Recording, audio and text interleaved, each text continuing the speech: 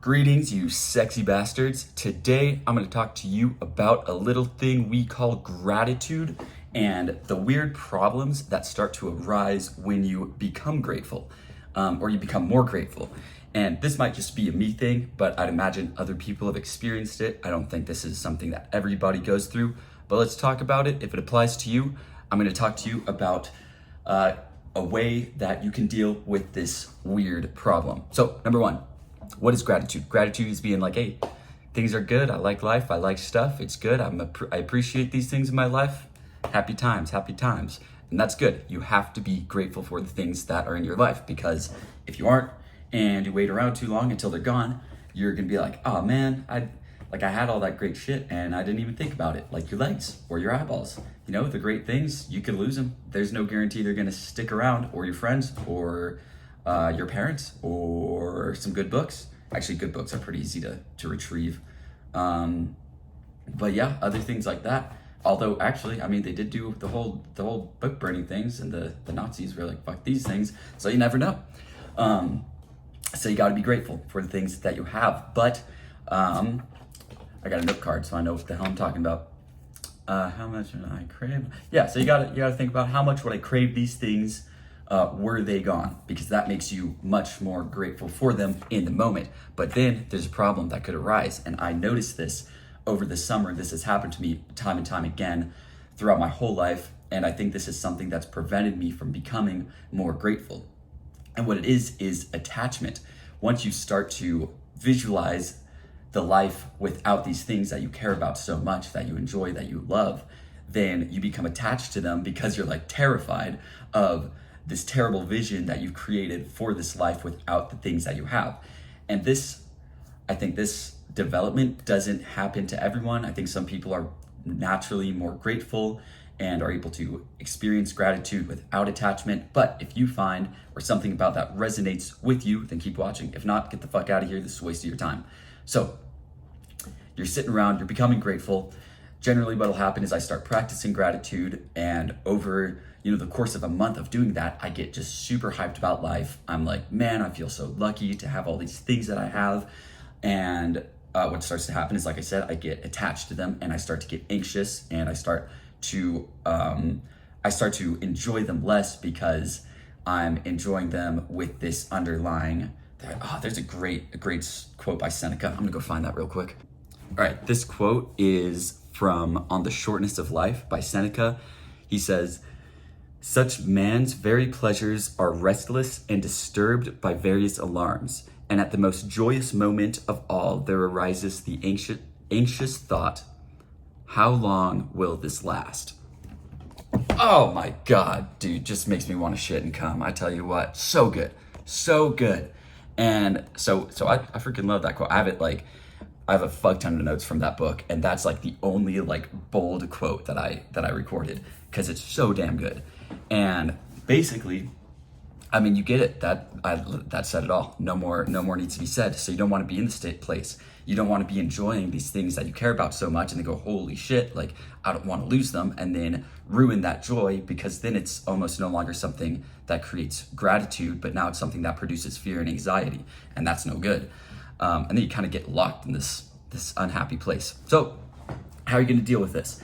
Well, if you've been following along with the whole BizVlog thing, basically, I made this Stoic Mentor app, and I talked to the Stoic Mentor app about it. I was like, dude, tell me about this. I wanted to see what kind of Stoic ideas it talked about. And it talked about this technique called negative visualization. And I kind of created my own little negative visualization strategy based on that. But it's basically the same thing with a few extra details thrown in there. And maybe this is just exactly what it is in Stoicism. But basically, first thing you're gonna do is you're gonna get into a grateful attitude. You're gonna sit there and you're gonna do that first great gratitude visualization exercise, where you're like, man, these things in my life, super good, love them, having a good time. And then start thinking about like, man, life would suck without them. So you feel more grateful for them. And then let yourself evolve into that place of being anxiously attached to them and being fearful of losing them. Obviously, maybe that might take a month. Like for me, it generally takes, I'd say, about a month or two before I actually start to feel that anxious attachment, because at the beginning it becomes a source of positive emotion, but then over time, I enjoy living in that place of positive emotion for a while by thinking about these externals and how lucky I am to have them. And then over time, over about a month, it's like, oh shit, I don't want to lose this positive place. And then I'm like, fuck, I get into that whole situation I've described about 3 times now. So once you start to feel that, sit down, let those emotions come to the surface. And then what you need to do is you start to feel that anxiety. First, you have to embrace that anxiety, and you have to embrace those emotions, and you have to kind of like let them in and not see them as a bad thing, do all that kind of stuff. I think 1,000 people talk about this. Just let yourself feel the feelings.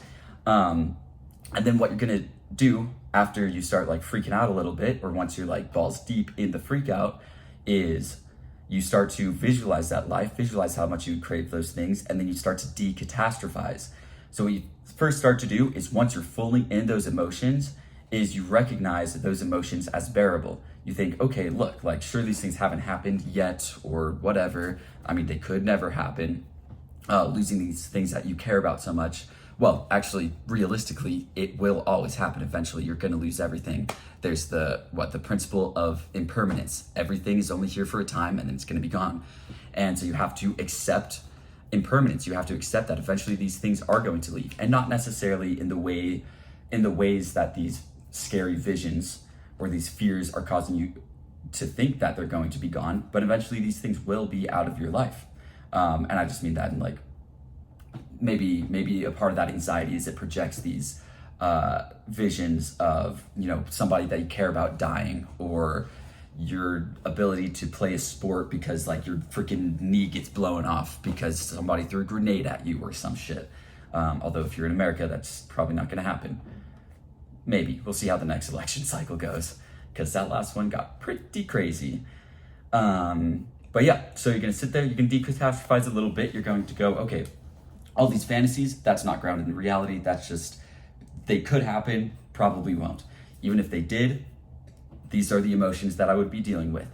I've accepted and embraced these emotions, and the reality is, while these emotions aren't comfortable and they suck, they're bearable. And maybe they won't feel bearable at the moment, but if you start telling yourself that they're bearable, over time, you make that kind of a thought habit, they will become bearable. You'll be able to feel them, and you'll be able to go, okay, these aren't so bad. Something that's really, really useful in doing this is recalling past experiences where you felt those emotions, and recognize that, look, while that might have been uncomfortable, that those emotions passed. There's a verse in the Bible that says, I don't really know the context, but it's, this too shall pass. And so you got to just sit there and go like, hey man, like they're uncomfortable, but I'm only feeling these. It's the principle of impermanence, really. While like these things I love are going to move on one day and they'll be out of my life, I'm not going to have them forever. It's the same with these things that are uncomfortable, that I don't like. They're not going to be here forever. They're going to pass. I'll be okay on the other side. So you want to kind of work yourself through that process. Again, when you're resisting the emotions, they feel unbearable. When you let them like push through like full force, and you're just like balls deep in sadness and pain and fucking anxiety and shit, you go, okay, like it doesn't feel good, but it's like I'm not literally like dying. Like I'm not gonna fucking like go kill myself over this fleeting emotion. And when you think about things in that context, it makes it a hell of a lot easier. So do that shit. And then this too shall pass. And then, okay, and then another thing that I think might help with decatastrophizing is realizing that on the other side, if you lose these things, or when you lose these things, and you've accepted that as a reality, you can recognize that there will be other things to be grateful for.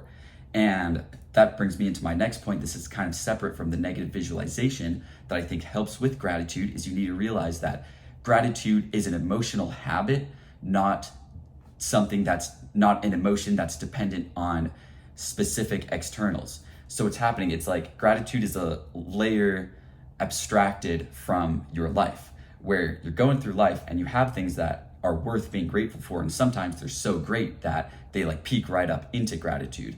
But if you're going through life and you constantly practice being grateful, no matter what's going on in the external world in your life, you're always going to have that emotional habit of gratitude. And so you'll always be able to experience gratitude no matter what. I think that's that's really, really important. And so as part of that decatastrophizing, a part of coming to acceptance of the impermanence of external things is, and even internal things, good vibes, good happy times, positive mindsets or positive mental states. Positive mindsets, I would say, can be permanent if you practice them. Positive mind states are passing. They're not always going to be there. And I think you can come to the acceptance of impermanence, of loss, by recognizing that as so long as you're practicing a healthy gratitude emotional habit, or a healthy emotional habit of gratitude, no matter what happens externally, you're going to still be able to be grateful. And that can instill a lot of confidence. The last thing is think about past losses. We all have things in the past that we lost and they made us sad. And perhaps it's something that we never recovered from. In that case, there's like a whole other process that you have to go through, which is like the process of moving on and letting go. Maybe I'll talk about that at some point, although I don't really know about that. I've like acted it out, but I don't know if I could articulate it that well. Maybe I'll put some thought into that. If I end up making it, I'll throw a link in this video. But you think about things in the past that you cared about, that you loved. Maybe it was a pet, maybe something like that. It could be a smaller thing. And you recognize, like, look, as much as I loved that while it was there, and as much as it sucked that it's gone, I still have good times now. There's still times I go out with friends and we have a laugh sesh. I sit down and I eat a really good meal, and it's like I'm still able to enjoy that meal. And you recognize I still have the capacity to be grateful despite these experiences of loss. And if you haven't had that yet, if you're just racking your brain, which I think is extremely rare, if you're past 18, you've definitely had an experience like that, at least a small one.